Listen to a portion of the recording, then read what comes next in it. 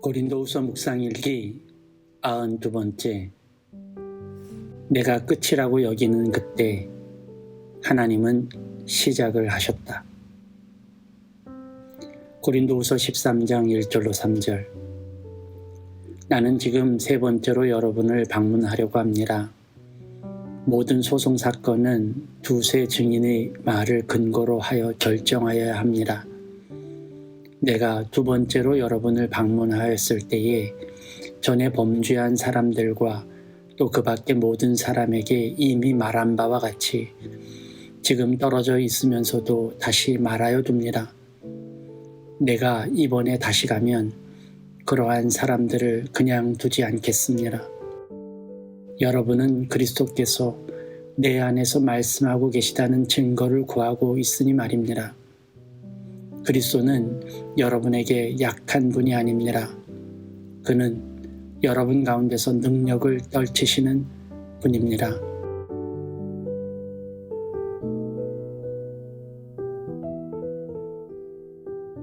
좋은 아침입니다. 요즘도 여전히 코로나가 기승을 부리고 있더군요. 많은 이들이 코로나 혹은 독감으로 고생하고 있습니다. 빠른 치유와 회복을 기도합니다. 그래도 감사한 것이 있어요. 예전이나 지금이나 코로나 바이러스의 위험성은 다르지 않은데 우리의 느낌은 많은 차이를 보이죠. 이제는 두려움보다는 자신감이 더 강한 것 같더라고요. 그러고 보면 우리에게 두려움이란 질병은 어떤 문제를 과대 포장하는 능력을 가지고 있죠. 또한 두려움은 우리의 길을 인도하시고 보호하시는 우리 주 하나님에 대한 믿음을 잃게 만듭니다. 어쩌면 오늘 이 아침 두려움으로 출발하는 이들이 있으실지 모르겠어요. 미지의 세계, 앞으로 다가올 미지의 시간에 대한 두려움으로 떨며 오늘 하루를 시작하는 이들을 위해 기도합니다. 하나님은 나의 편이시고 그분의 돌보심은 여전히 오늘도 나와 함께 계시다고 말이죠. 두려움을 믿는 자에게는 두려움이, 주님의 능력을 믿는 자에게는 그분의 능력이 나의 시간을 채울 것입니다. 바울은 고린도 교회의 방문 계획을 밝히고 있죠. 세 번째라고 합니다. 간단하게 바울과 고린도 교회의 시간별 관계를 설명하면 이렇습니다. 바울은 2차 전도 여행에서 소아시아, 지금의 투르키의 전도를 시작했다가 뜻하지 않게 마케도니아 지방까지 가게 되죠. 마케도니아는 지금의 그리스로, 그리스 북부 마케도니아 주의 빌립보, 데살로니가 등의 교회를 세우죠. 참고로 그리스 북부에 있는 마케도니아 주는 동, 중, 서부의 세 개 주로 나뉘어 있는 그리스에 속한 지역입니다. 그 위에 있는 북마케도니아는 다른 독립국가죠. 그러다가 그리스 남부 펠로폰네소스 반도의 고린도까지 내려갑니다. 그곳에서 긴 시간을 머물며 교회를 세운 후 다시 배를 타고 투르키에로 넘어가 에베소에서 복음을 전했죠. 고린도 교회에 편지를 보내기 시작한 것은 이때부터였습니다. 바울은 고린도 교회에 어떤 문제가 있다는 것을 알았던 모양입니다. 그래서 편지를 써 보냈는데 이 편지가 남아있지 않습니다. 이는 고린도전서 5장 9절에 이미 편지를 보낸 적이 있다는 구절에서 흔적을 찾을 수 있죠. 그리고 또 얼마 지나지 않아서 고린도 교회의 지도자들이 편지를 들고 에베소에 바울을 찾아오죠. 이에 대한 답변식의 편지가 고린도전서입니다. 그 편지에도 불구하고 고린도 교회는 걷잡을 수 없었던 모양이에요. 이 때문에 바울은 급하게 고린도를 찾습니다. 이게 두 번째 방문이죠. 그런데 아시다시피 그 방문 때 바울은 굴욕을 당합니다. 고린도 교회에서 바울을 냉대하고 쫓아낸 것이죠. 이에 슬픔과 분노에 찬 바울이 작정하고 또다시 편지를 쓰는데 이 편지도 남아있지 않습니다. 다만 눈물의 편지라고 명명된 이 편지에는 바울의 격정적인 마음과 직설적 표현이 있었다는 것만 느낄 수 있죠.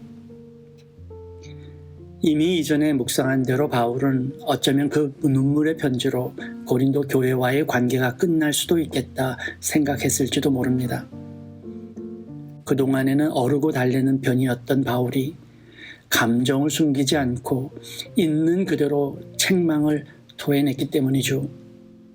이전에는 어리고 미숙한 고린도 교회여서 조심하고 자제했던 바울이기에 그 편지는 큰 파장을 일으킬 것을 알았을 거예요. 어쩌면 도 아니면 뭐라는 생각을 했을지도 모르겠어요. 아니, 오히려 여기까지가 끝인가 보라는 생각이 더 컸을지도 모르겠다고 저는 추측합니다.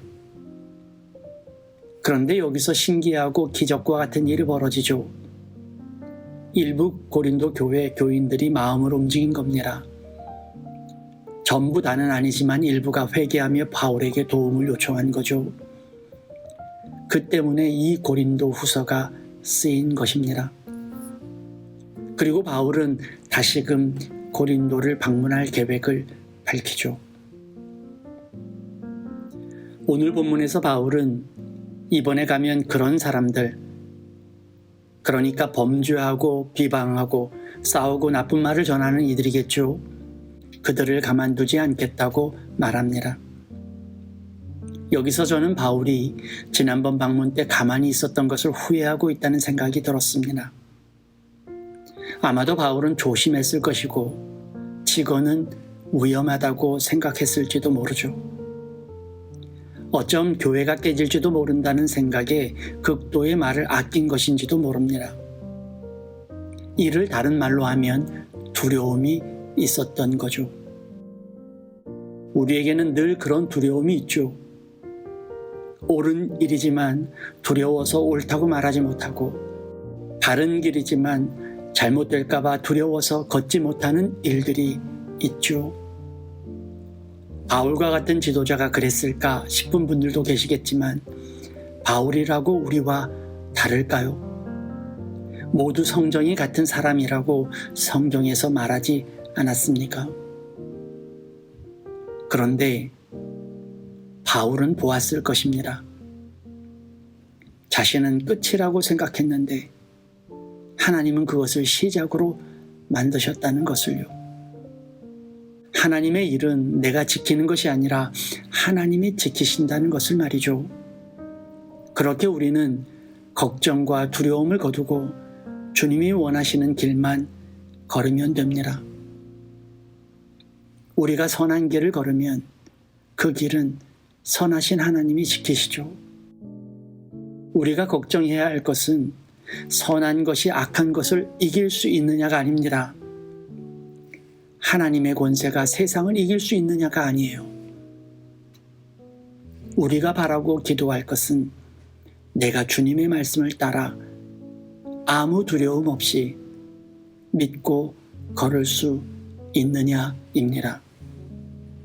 하나님은 그리 약하신 분이 아닙니다. 하나님은 우리가 걱정할 만큼 연약하지 않으셔요. 그분은 우리의 생각을 뛰어넘어 일하십니다. 우리의 걱정을 넘어서 우리의 두려움을 뛰어넘어 일하시죠. 그분을 믿는다면 그분의 능력은 우리 가운데서 일하실 거예요.